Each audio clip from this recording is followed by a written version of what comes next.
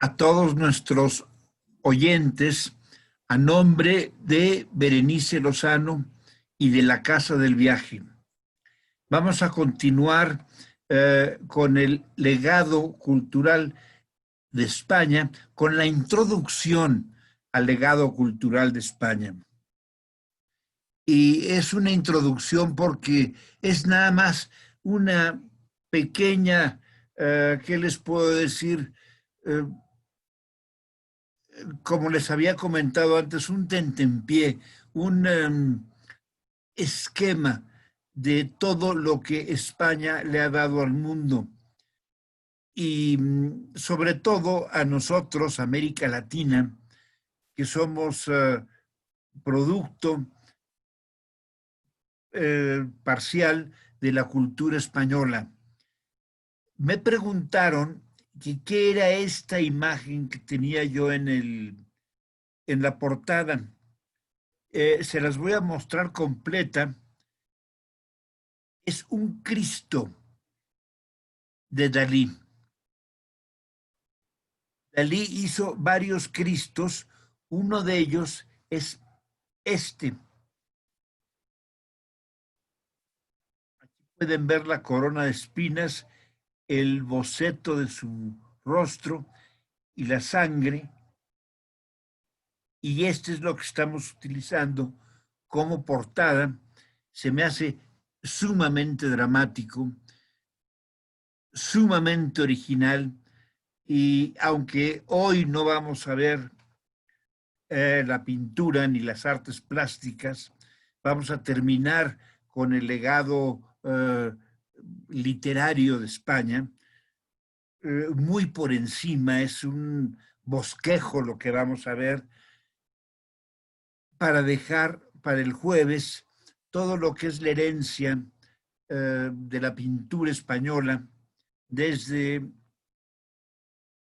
pues desde la pintura románica, y nos vamos a meter brevemente en el Renacimiento, en la pintura barroca, Velázquez, a quien nunca podríamos dejar fuera, Goya, hasta llegar a el legado de la pintura contemporánea que ha dejado España, con nombres como Picasso, como Dalí, como Joan Miró, como Juan Gris.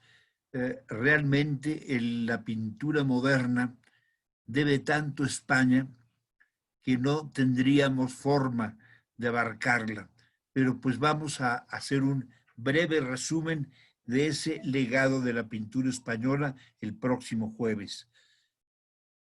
Nos habíamos quedado la vez pasada en,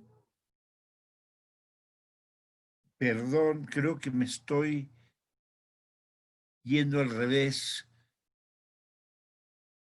Sí, nos habíamos quedado con Juan Ruiz de Alarcón. Juan Ruiz de Alarcón, como habíamos comentado, él es un mexicano, él nació en México, de padres españoles. Su mamá tenía minas en Tasco y él nació contrahecho. Él era jorobado del pecho y de la espalda y vivió como se solía en aquella época, eh, aislado, escondido en un rincón de su casa, porque en ese tiempo era como penoso exhibir a un contrahecho de la familia. Entonces lo tenían aislado, sí recibió su educación, recibió cariño de sus padres, nunca fue maltratado, pero sí vivía en cierto aislamiento, en un cuarto alejado de la vista de la gente, y ahí creció. Después entró a la universidad. A partir de la universidad tuvo que aguantar vejaciones y críticas. eh, Se fue a España cuando, cuando las minas de su mamá, porque era la dueña de las minas, se agotaron, la fortuna de los Alarcón se eliminó, se acabó, y entonces él, para buscar fortuna, se fue a España, donde le fue peor. Nadie le quería dar trabajo por su deformidad. Esa, el contratar a un contrahecho, si todavía en nuestra época es un problema, y si somos honestos, en muchas empresas les dan la vuelta, imagínense en el siglo XVI, pues, era impensable, nadie le daba trabajo, y entró a estudiar, a continuar sus estudios como pudo en la Universidad de Salamanca, y ahí él, eh, tratando de conseguir trabajos para ver, para comer, escribió unos versos, se los compraron y escribió una comedia y se la representaron y tuvo un cierto éxito, lo cual le marcó el camino y decidió dedicarse al teatro. Ya encarrerado en el teatro, regresó a México con la esperanza de hacer fortuna aquí, pero pues venía a un terreno mucho más estéril en cuestión de cultura y de cultura teatral, así que regresó a España, donde ya se quedó a vivir. De hecho, él murió en Madrid y se dedicó a escribir obras, escribió como 24 obras, 24, 25. Nunca, nunca, como todos sus contemporáneos dramaturgos, empezando con Lope de Vega, a quien se le atribuyen 400 obras de teatro, Tirso de Molina, 100, Calderón de la Barca, otro tanto. Vamos, eran verdaderas fuentes de producir obras de teatro. Nuestro Juan Ruiz de Alarcón, nuestro Don Juan, aunque de Don Juan no tenía pues realmente las características, él no pasó de las 3 decenas de obras. Se le ofreció un trabajo de burócrata, dejó el teatro y se dedicó a la burocracia. Sin embargo, es considerado uno de los grandes dramaturgos del siglo de oro español por la calidad de su lenguaje. Es muy fino, es muy exacto, es mucho más refinado que un Lope de Vega y que un Calderón de la Barca, y tiene mayor penetración psicológica. Durante mucho tiempo estuvo olvidado y fue hasta el siglo XIX cuando un crítico español redescubrió sus obras, publicó sus obras completas y de entonces para acá ha adquirido el nivel que lo requiere, siendo uno de los 2 hombres de letras mexicanos de mayor relevancia en el mundo. Él y Sor Juana Inés de la Cruz. Quizás Sor Juana sea la mujer más importante a nivel histórico que ha producido México. Les recuerdo esto de Juan Ruiz de Alarcón porque pues pocos lo conocemos. No sé cuántos de ustedes hayan tenido la oportunidad de ver eh, algunas de sus obras. La más famosa es, bueno, Las paredes oyen, pero no, La verdad sospechosa es la más célebre de sus obras. Sí les recomiendo que si tienen la oportunidad de verla en teatro, es mejor. Estas obras del teatro clásico español son mejores vistas que leídas. Leídas cuesta mucho trabajo, o al menos a mí me han costado mucho trabajo. Y recordamos nuevamente a nuestra querida Sor Juana. Decía Alfonso Reyes de ella que cuando se la empieza a estudiar es inevitable enamorarse de ella. Era una mujer bonita, brillante, inteligente. eh, Su cultura era de una inquietud ilimitada, porque sabía de astronomía, de instrumentos de música, de matemáticas. Vamos, ella llegó a acumular una biblioteca eh, como, como pocas en su tiempo, y toda la remató cuando le fue prohibido seguir escribiendo obras teatrales. Ella se refugió entonces en la caridad y murió de peste eh, a más o menos sus 50 años de edad. La tienen cuando era joven,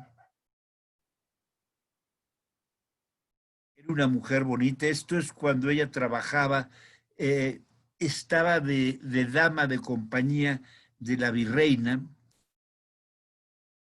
Y nada más les pongo, esta no se las leí, este es el inicio de su poema más importante. Es un poema que por supuesto no se los voy a leer porque son 700 versos, sumamente complejo. Es un poema que requiere mucha concentración, difícil, y que una vez que es leído, asimilado y entendido, la gente materialmente se asombra, se hincan ante él. Octavio Paz hablaba de este poema como una de las cumbres de la poesía universal. Y así empieza: piramidal, funesta, de la tierra nacida sombra, al cielo encaminaba de vanos obeliscos, junta altiva, escalar pretendiendo las estrellas, si bien sus luces bellas, exentas siempre, siempre rutinantes, la tenebrosa guerra que con negros vapores le intimaba. Es un poema que es como la lucha por la luz, por la, por la luz del conocimiento. Pero estamos hablando, aquí son 8 versos, estamos hablando de un poema de más de 700 versos. Y ahí va poco a poco, es esa búsqueda de la luz y del despertar. Y es realmente el único poema que hizo Sor Juana que, que lo hizo por el gusto propio. Tiene otros, algunos de ellos, las famosas redondillas, las hizo por gusto propio también, pero como gran obra, ella escribió teatro, escribió entremeses, escribió mucha prosa, pero como su obra cumbre, la obra de su vida, es este poema que se llama El primero sueño. No se los recomiendo a que lo lean porque a la mitad, es decir, no a la mitad, a los 20 versos, y se van a ver perdido porque se pierde uno.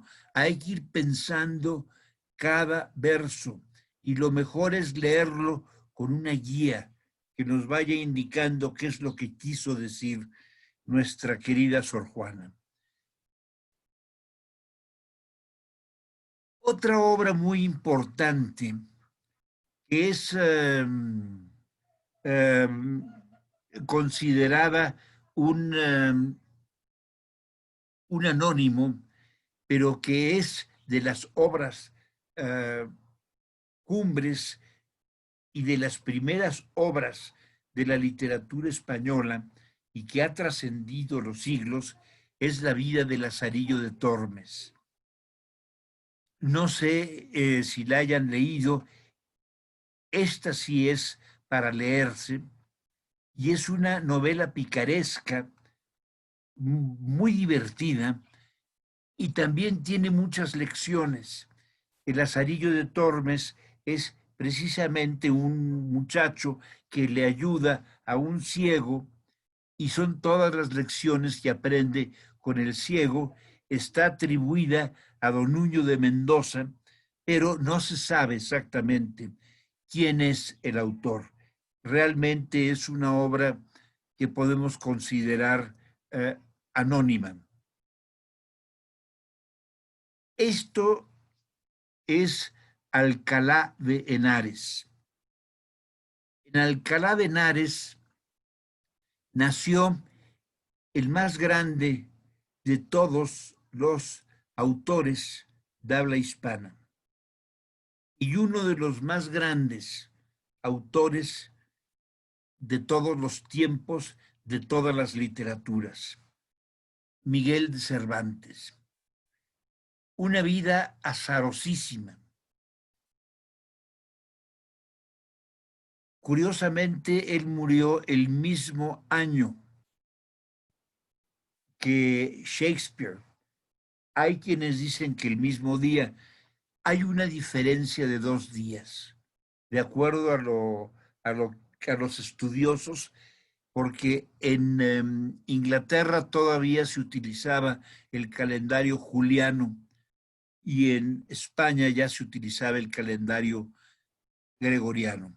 Pero en Alcalá de Henares nació don Miguel de Cervantes. Aquí está la lápida de el sitio donde estuvo el estudio al que él asistía como discípulo para aprender no las primeras letras, pero pues casi sus primeras letras. Esta es una vista de la famosa batalla de Lepanto. Si la vida de Miguel de Cervantes, les digo, es azarosísima. Él al principio intentó con las letras, no tuvo éxito, él quiso hacer poesía, nunca fue el gran poeta que fue, por ejemplo, Quevedo o Góngora, nunca llegó a esas alturas. Lo poco que publicó no tenía tanto éxito. Entonces, él anduvo vagando en diferentes oficios. No les voy a contar toda la historia, que es toda una novela. Es decir, se puede hacer una novela, podría hacerse hasta una serie de televisión con la vida de Miguel de Cervantes. Buscando trabajos, etcétera, fue a dar a Italia y en Italia se embarcó en la flota italiana para participar en la batalla de Lepanto. La batalla de Lepanto ha sido considerada como la batalla naval más importante de todos los tiempos. Parece ser que ni en la Segunda Guerra Mundial ha habido una batalla tan determinante para la historia como fue la batalla de Lepanto. Se enfrentó la flota, toda la armada otomana, estamos hablando de cientos de barcos contra cientos de barcos cristianos. Toda la flota cristiana estaba compuesta por la flota española, la flota que reunió el Vaticano, el Papa, con ayuda de Génova, y la flota veneciana, que realmente era el grueso de la flota cristiana. La flota veneciana, estamos hablando de que eran como 160 barcos. Los demás sumaban unos 60 más, contra no sé cuántos cientos pero el número de naves eran más las naves otomanas. Los otomanos estaban seguros de la victoria. Sin embargo, Venecia, que ya la veía venir, ya veía venir la inminencia de un encuentro contra los turcos, por una sencilla razón. Los turcos estaban dominando ya el Mediterráneo y para los venecianos era determinante, pues el Mediterráneo era su comercio, era su vía de comunicación para mover sus barcos. Y la amenaza de los turcos era terrible. Entonces, bajo el mando de un almirante italiano, veneciano, Sebastiano Veniero, se hicieron 6 galeazas, así le llamaban, no eran galeones, eran galeazas, que eran más grandes y tenían una provisión de cañones pues muchísimo mayor que los galeones. Los galeones, incluso los galeones turcos, llevaban, ¿qué les puedo decir? 6, 7 cañones cada uno. En cambio, las galeazas, tenían cañones tanto al frente, tanto en la popa como en la proa, como en los lados. A estribor y a babor tenían también sus cañones, entonces podían disparar por cualquier lado. No tenían que ponerse de frente. Eran más grandes, llevaban más remeros y construyeron 6 de esas naves. Esas naves fueron determinantes en la victoria de Lepanto. Un italiano, a cualquier italiano que se le pregunte, les van a decir que la victoria de Lepanto es una victoria veneciana y que el gran cerebro y el gran almirante fue Sebastiano Veniero.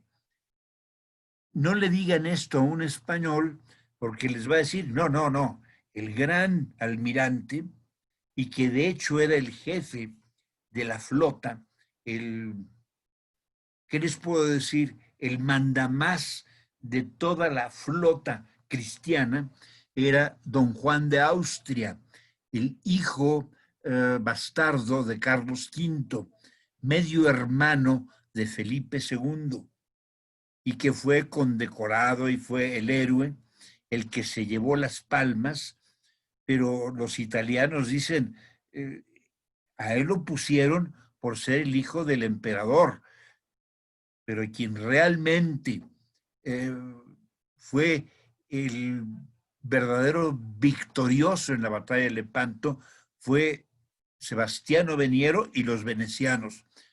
Quizá tengan razón, no me quiero meter en una discusión para la que no estoy preparado. En esa batalla de Lepanto estuvo Miguel de Cervantes. Se dice que él estaba enfermo, que tenía calentura, y sin embargo, enfermo y con calentura, él no quería estar reposando mientras sus compañeros y cristianos estaban matándose a bordo. Él, de su debilidad y de su fiebre, porque tenía calentura, se levantó y luchó con gran valor, y hay testimonios de la gallardía con que luchó. Fue herido, recibió varias heridas, una de ellas en la mano izquierda, que le quedó un poco, eh, no la perdió, no era manco, pero le llamaban el manco de Lepanto porque no tenía la agilidad y el uso de la mano eh, como si fuera una mano normal. Quedó, como quien dice, lisiado de la mano, pero no la perdió. Más o menos para que tengan una idea, este es el Mediterráneo y Lepanto se encuentra en el Golfo de Corinto. Y aquí está la flota cristiana, la flota turca, y ellos son los tres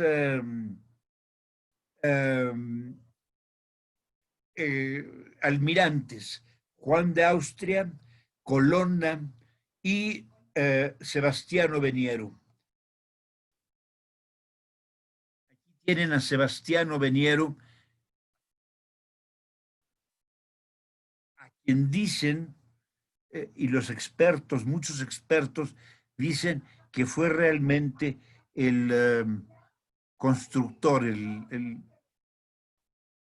a quien hay que darle el crédito de la victoria. Aquí pueden ver los barcos, cómo se enfrentaron frente a la isla de Oxia, en el Golfo de Corinto. Y aquí está Veniero, don Juan de Austria y Colonna.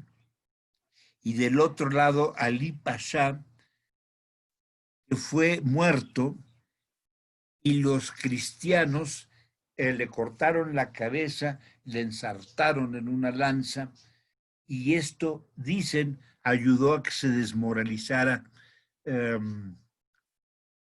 la flota otomana.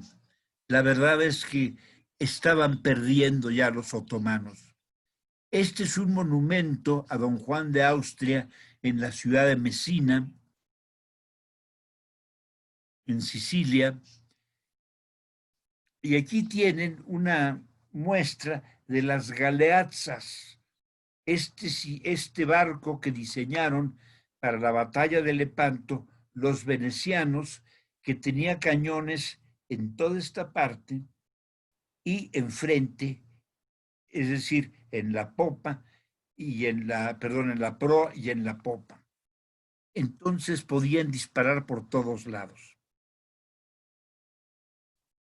Y este es don Miguel de Cervantes,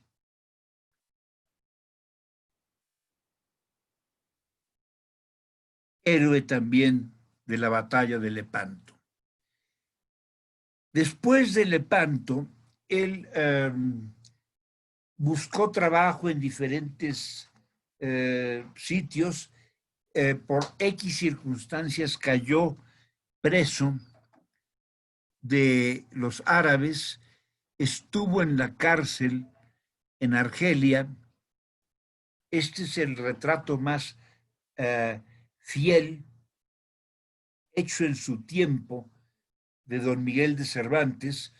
Él estuvo preso en una temporada en Argelia, de hecho estuvo varios años ahí, y fue rescatado. Se tuvo que dar, como él llevaba cartas de don Juan de Austria, y eh, pidieron como rescate los árabes 500 escudos. La verdad es que no los valía. Creían que era alguien mucho más importante.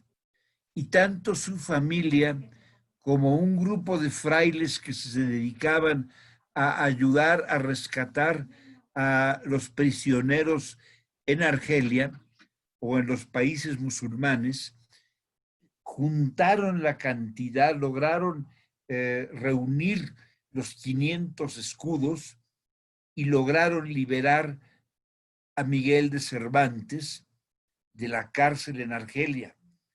Él después estuvo trabajando en diferentes oficios para poder pagar esta deuda. Después volvió a estar en la cárcel, en Valladolid, donde se dice y donde realmente escribió ya hacia el final de su vida esta obra, cumbre de todas las literaturas del mundo, es El Quijote de la Mancha. El Quijote de la Mancha es la novela más publicada en el mundo. De hecho, es el libro, después de la Biblia, que más veces se ha publicado, que más ediciones ha tenido en el mundo, en todos los idiomas, o en casi todos los idiomas. El único libro más publicado es la Biblia. Hay algo curioso en este. Yo me pregunto cuánta gente realmente ha leído El Quijote. Todos sabemos cómo empieza, pero ¿cuántos lo hemos leído? Todos sabemos que empieza en un lugar de la Mancha de cuyo nombre no quiero acordarme. Y creo que eso es lo que la mayoría conocemos del Quijote. Es una obra monumental. No crean que es un libro que ha llegado a esa fama y a esa inmortalidad por, por suerte o por alguna, porque Dios así lo ha querido. Es un libro que tiene un contenido humano profundísimo, sin ser un libro de filosofía, sin ser un libro sabio, entrecomillado. Es un libro que habla del ser humano, de la lucha, del enfrentamiento, del valor, del ideal. Habla de tantos matices en este calidoscopio que es el alma humana, que eso lo hace universal. Ha tenido interpretaciones, cientos de interpretaciones. En todos los países han escrito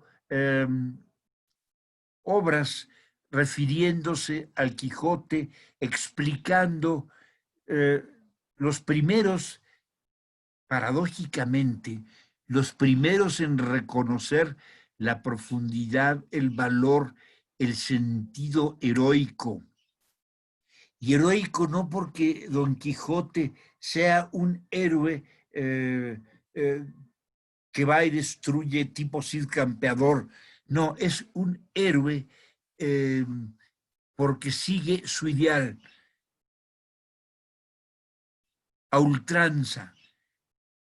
Él lucha contra toda la necedad del mundo, siendo un loco y un necio. Él rebasa esos factores y vence a todos los obstáculos que se le oponen y que son muchos, porque no es un hombre cuerdo, es un hombre que nadie lo tome en serio. Entonces hay una lección de tenacidad, de lucha, de fe, de una fe inquebrantable, que es la gran lección, el gran mensaje del Quijote.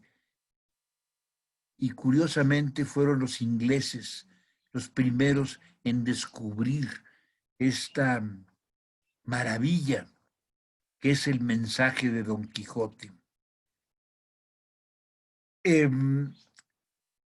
Sé que mucha gente no lo ha leído, es un libro, sobre todo al principio cuesta trabajo leerse porque hay muchos términos en español que ya no se usan.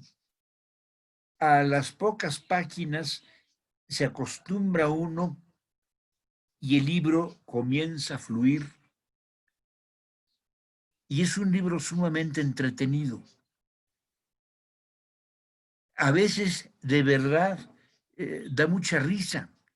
Es un libro cómico, es un libro a veces trágico, tiene todos esos eh, espejos del calidoscopio que es el corazón humano. Entonces, ¿qué les puedo decir? Ojalá, ojalá eh, emprendan la lectura del Quijote porque va a ser un alimento para su espíritu muy profundo. Aquí estamos en esa eh, página de una de las tantas ediciones donde lo vemos leyendo los libros de caballería que lo vuelven loco, porque él se vuelve loco leyendo libros de caballería hasta que decide él convertirse en un caballero andante y ir a defender en nombre de su amada Dulcinea del Toboso, que es la hija de un posadero. Este es de una edición del Quijote que ya se puede conseguir a precio muy accesible, que es la edición que tiene los grabados de Gustavo Doré. Aquí va el Quijote con su escudero Sancho Panza. Aquí estamos viendo al Quijote luchando contra los molinos de viento.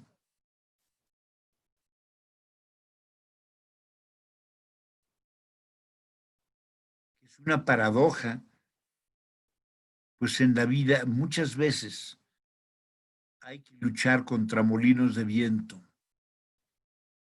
Me voy a saltar todo lo que es el siglo, eh, porque el Quijote y Cervantes y todos los autores del siglo de oro fueron eh, escritores hasta el siglo XVII.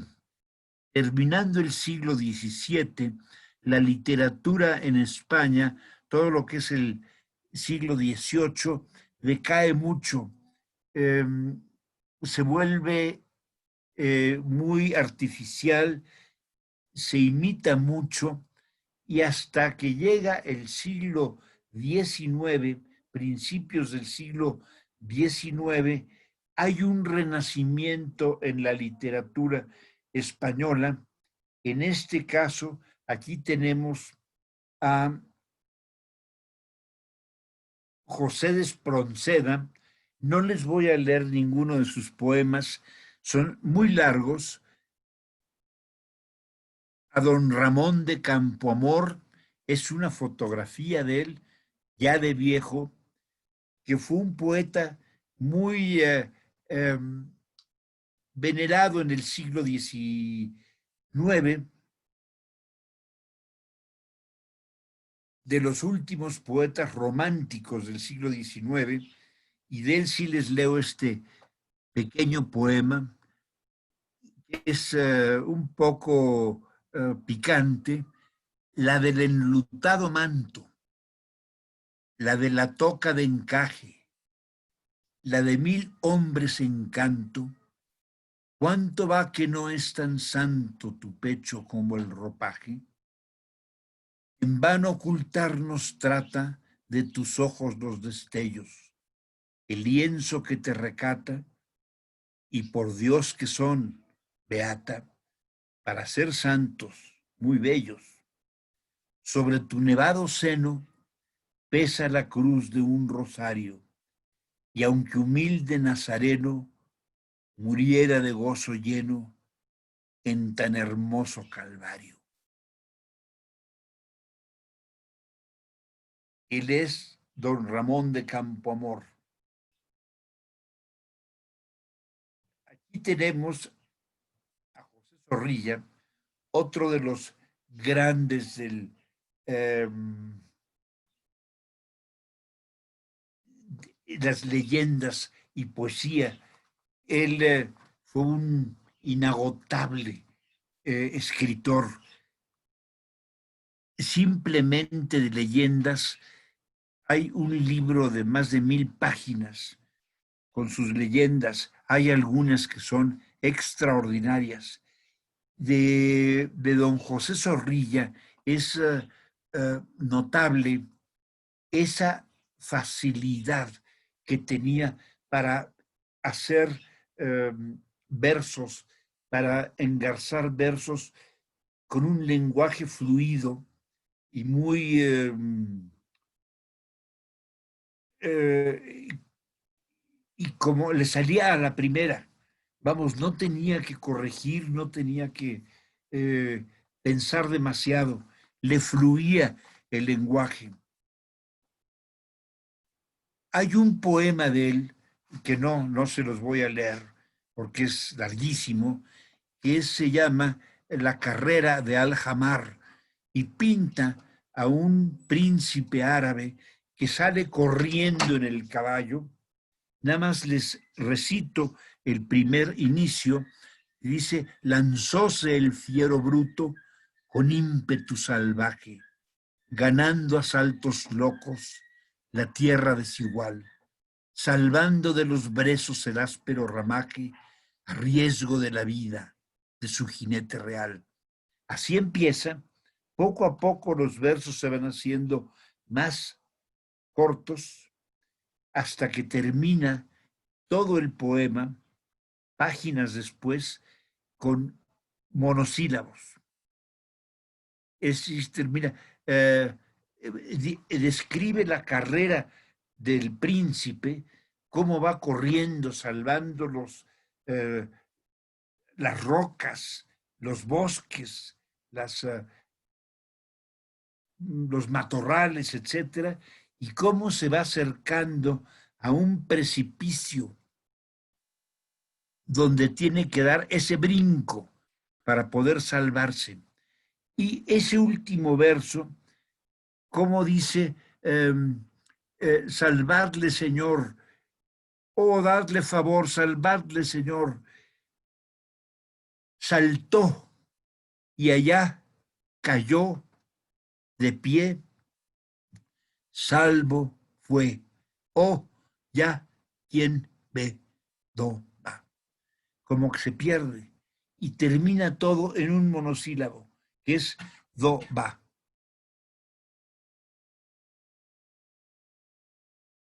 Y aquí tenemos a otro de los grandes poetas, perdón, que fue don Gaspar Núñez de Arce. No sé si alguna vez les enseñaron en la escuela un poema que se llamaba El Vértigo.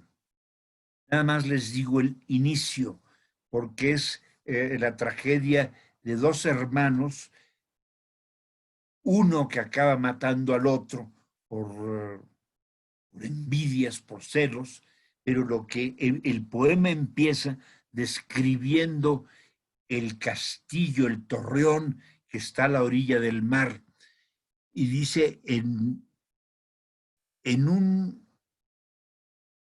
eh, en un peñón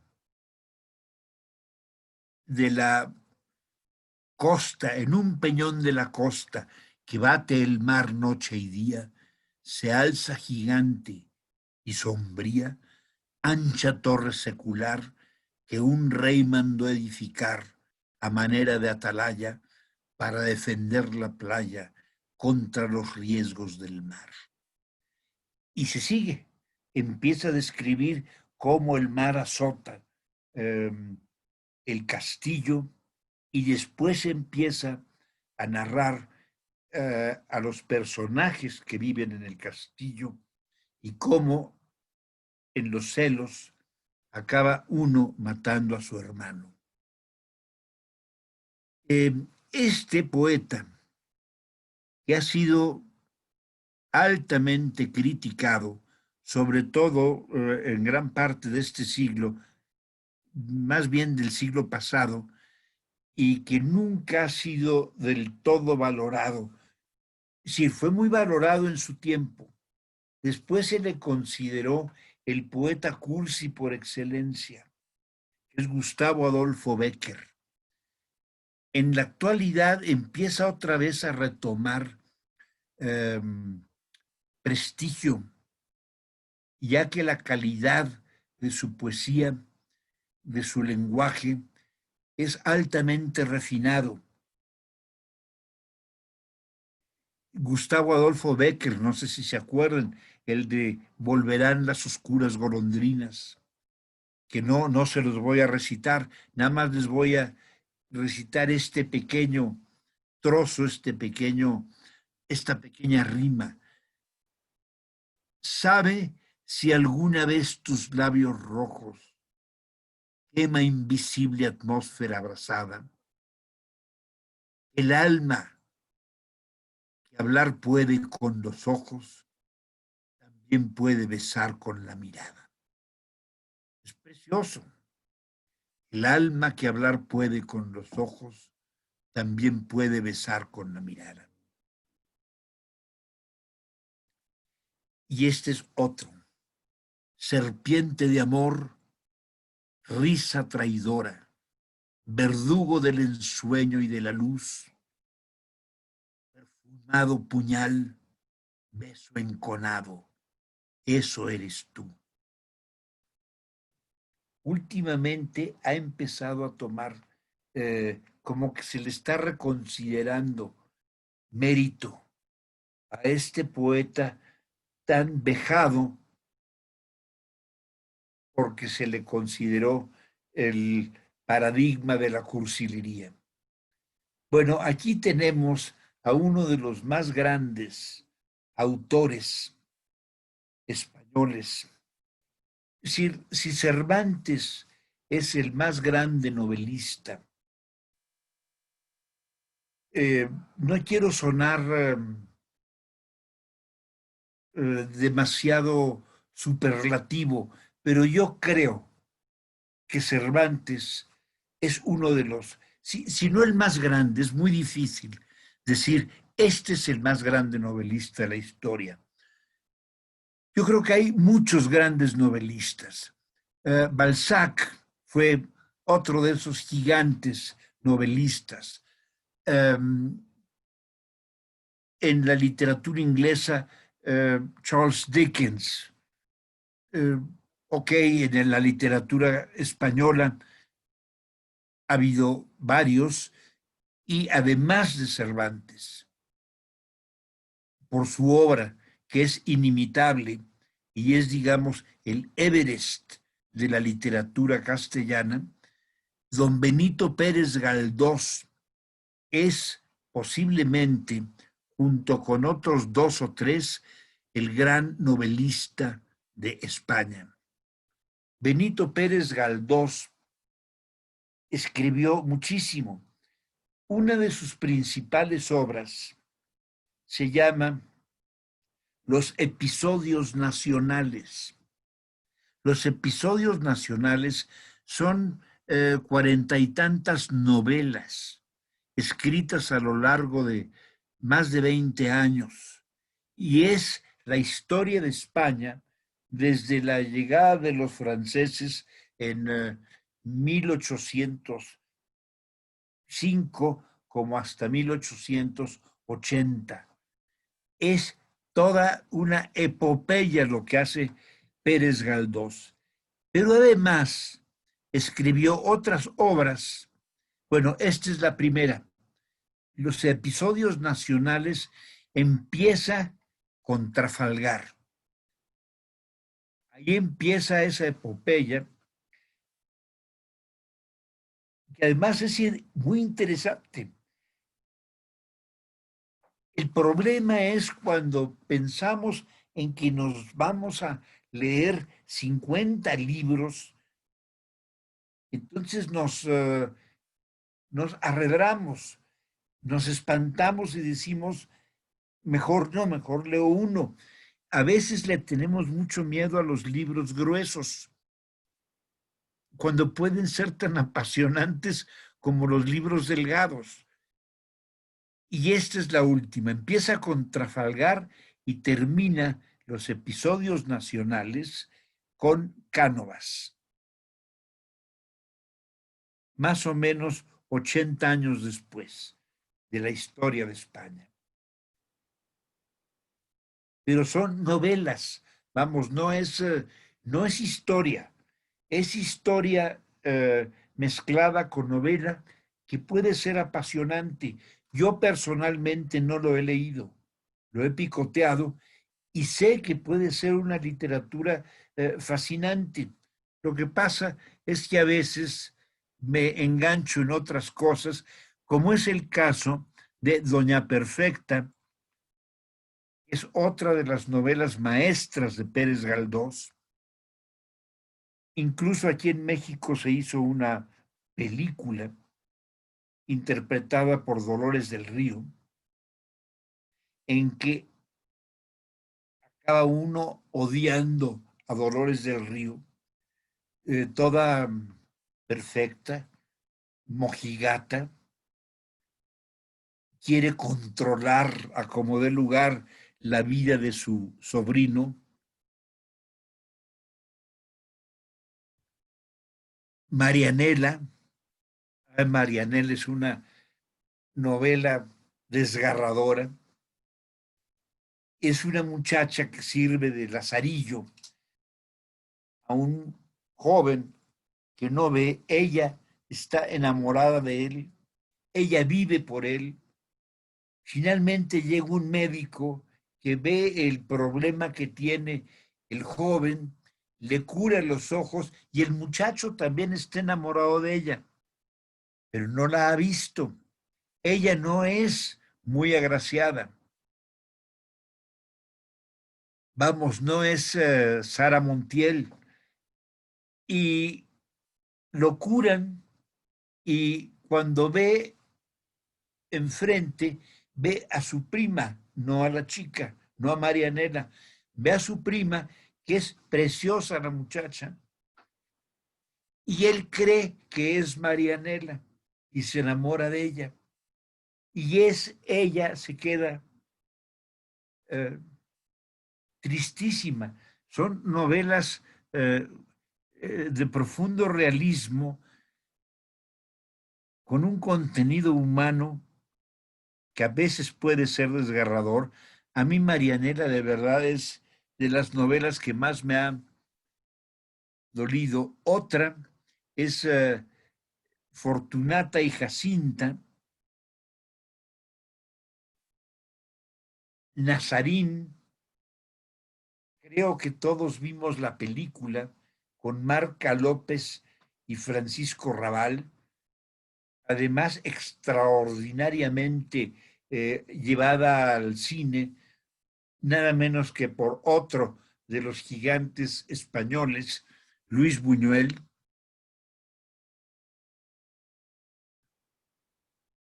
Todo esto son clásicos. Perdón, perdón.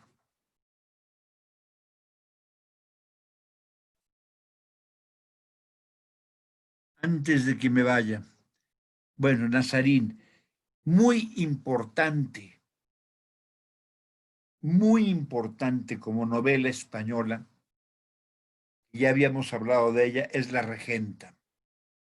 Es una obra maestra, es una historia de un adulterio escrita por Leopoldo Alas, alias Clarín, y es toda la relación de esta mujer eh, adúltera que se enamora de un cura guapo, y otras cosas pasan. Esta les recomiendo que la lean. Estas ya son novelas que pueden ser muy accesibles a nuestro gusto moderno. Les presento a don Vicente Blasco Ibáñez, a mi gusto, uno de los grandes novelistas españoles, valenciano, actualmente olvidado, y se le ha criticado que es muy bronco, que es, vamos, no es una literatura sutil y suave, al contrario, siempre es como muy desgarrado. Es un gran psicólogo de la mujer. A mí me impresiona mucho cómo en su trato de la mujer eh, es de los menos misóginos entre los grandes autores españoles. Él siempre habla de la mujer con respeto, aun que esté hablando de una prostituta. De don Vicente Blasco Ibáñez tenemos una que fue filmada en México con Domingo Soler, que se llama La Barraca, que es la historia de una familia que llega a la huerta valenciana, de una familia que andan buscando tierras y finalmente encuentran un terreno que les rentan en la huerta valenciana, pero como todos sus vecinos les hacen la vida imposible. Desgarradora novela, ¿eh? Otra tremenda novela, Cañas y Barro. Es la vida de un cultivadores de arroz y pescadores de anguilas en, en la albufera valenciana. Pero son unas pasiones brutales que se desatan. Hay sexo, adulterio, eh, asesinato, hay de todo, pero además extraordinariamente bien redactado, bien escrito. Son de esas novelas que no puede uno dejar y que desgarran el alma. Otra, otra historia de amor de Blasco Ibáñez, Entre Naranjos, el amor de un político por una cantante. Están dispuestos a irse y al final él se echa para atrás por no dejar su carrera política. Y esta que fue la que le dio más éxito a don Vicente Blasco Ibáñez, que es Los Cuatro Jinetes del Apocalipsis. Cuando la publicó, todavía en plena Primera Guerra Mundial, se convirtió en una especie de manifiesto en pro de los aliados y hace unas descripciones de la guerra, de la invasión alemana en Francia, que de verdad es extraordinaria. La han llevado 2 veces al cine, ojalá la lleven una tercera vez porque lo vale. Es una familia de argentinos eh, multimillonarios que tenían enormes tierras en, en la Argentina, unos, vamos, Quien hizo toda la fortuna fue el viejo, un español, que tuvo dos hijas, a una la casa con un francés, a otra la casa con un alemán. Cuando muere el viejo, el francés decide irse a Francia, donde se compra un castillo, y el alemán se va a Alemania, y al fin de cuentas, cómo se enfrentan las dos familias es impresionante historia. Aquí tenemos a uno de los grandes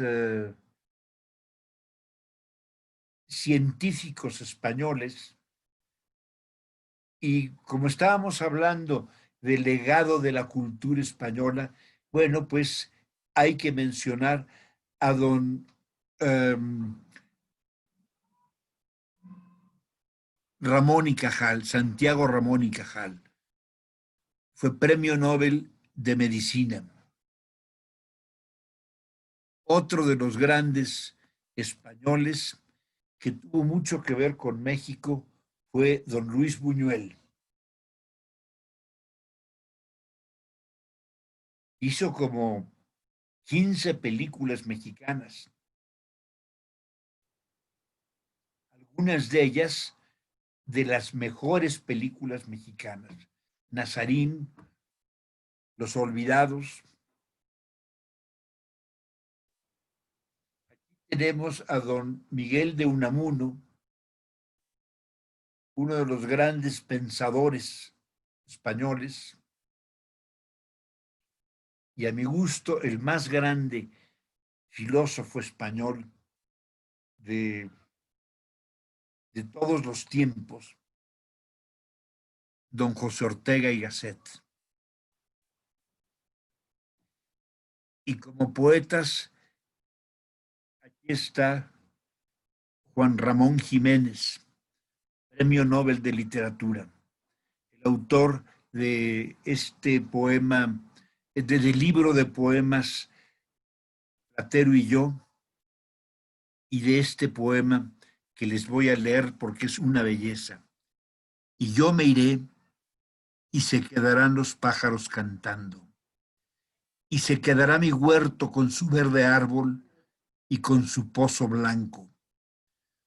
Todas las tardes el cielo será azul y plácido, y tocarán, como esta tarde están tocando, las campanas del campanario. Se morirán aquellos que me amaron, y el pueblo será nuevo cada año.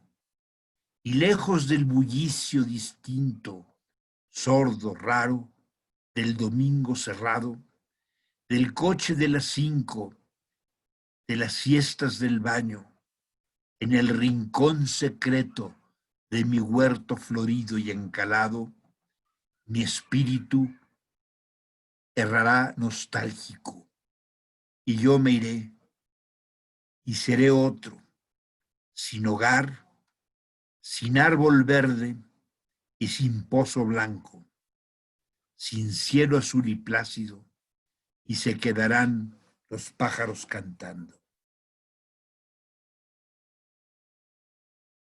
Y uno de los grandes poetas de nuestro tiempo, bueno, él ya murió en la guerra civil, Federico García Lorca, no siempre bien entendido, gitano hasta la médula,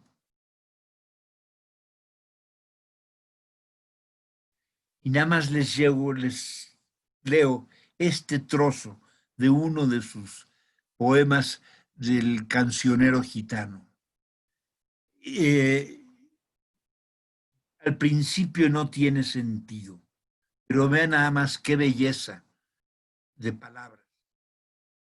Cuando llegaba la noche, noche que noche nochera, los gitanos en sus fraguas forjaban soles y flechas. Un caballo malherido llamaba a todas las puertas. Gallos de vidrio cantaban por Jerez de la frontera. El viento vuelve desnudo la esquina de la sorpresa. En la noche platinoche, noche que noche nochera. Y por último tenemos a Dámaso Alonso. Dámaso Alonso es el autor de un libro que se llama La Enciclopedia del Idioma. Es uno de los más grandes filólogos españoles y tiene este hermosísimo poema. No sé, solo me llega en el venero de tus ojos la lóbrega noticia de Dios. Solo en tus labios la caricia de un mundo en mies, de un celestial granero. ¿Eres limpio cristal o ventisquero destructor? No, no sé. De esta delicia yo solo sé su cósmica avaricia, el sideral latir con que te quiero. Yo no sé si eres muerte o eres vida, si toco rosa en ti, si toco estrella, si llamo a Dios o a ti cuando te llamo. Junco en el agua o sorda piedra herida, solo sé que la tarde es ancha y bella, solo sé que soy hombre y que te amo. Pues con esto nos despedimos y para el próximo jueves vamos a hacer un paseo por lo que es las artes plásticas. Eh, Me hubiera encantado profundizar en esto porque es tan rico el caudal de la poesía española que pues eh, estas migajas apenas si nos dan una idea de la grandeza de este legado. Pero pues sí me interesa mucho que compartirlo con ustedes para que lo valoren, lo aprecien y también sientan un orgullo de nuestra herencia española. Muchas gracias.